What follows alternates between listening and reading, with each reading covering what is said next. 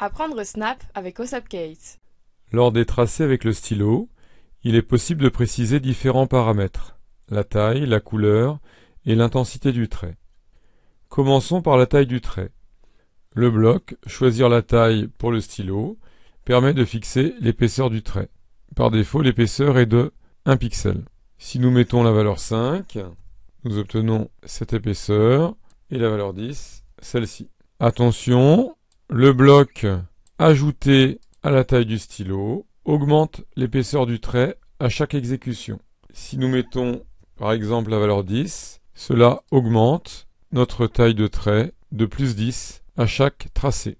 Pour revenir à la taille voulue, utilisez simplement le bloc, choisir la taille du stylo. Si nous exécutons à nouveau, nous retrouvons notre taille de stylo standard de 1. À noter qu'une valeur négative utilisée avec ajouter à la taille rétrécit le trait. Supposons que l'épaisseur de notre trait soit de 20. Si nous mettons le bloc ajouté avec la valeur moins 5, chaque exécution va diminuer l'épaisseur de notre trait de 5 pixels. Ici nous avons une épaisseur de 0 pixels, donc le trait n'est plus visible.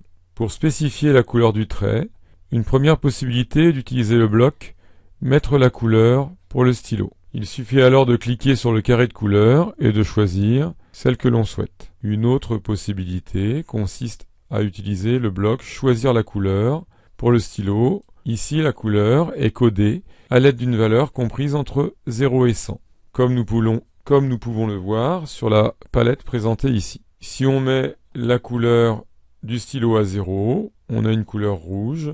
Si on met 25, une couleur verte, 60, une couleur bleue, et ainsi de suite. Ici, nous avons choisi la couleur de numéro 25, et nous obtenons un trait de couleur vert. On peut également, à l'aide du bloc, ajouter 10 à la couleur du stylo, parcourir les différentes couleurs disponibles à partir de leur numéro. On voit ici que la couleur évolue à chaque fois que l'on ajoute la valeur 10 à la couleur du stylo. Lorsque l'on dépasse la valeur 100, on repasse automatiquement à 0 et à la couleur rouge. Pour terminer, nous allons nous intéresser à l'intensité du stylo. Dans la version américaine, on parle plutôt de nuance, shade en anglais. Celle-ci est représentée par une valeur comprise entre 0 et 100, comme nous pouvons le voir ici. Une valeur proche de 0 fonce la couleur du stylo choisi, on est proche du noir. Une valeur proche de 100 la rend très lumineuse. Pour modifier cette intensité, on dispose des blocs choisir l'intensité pour le stylo et ajouter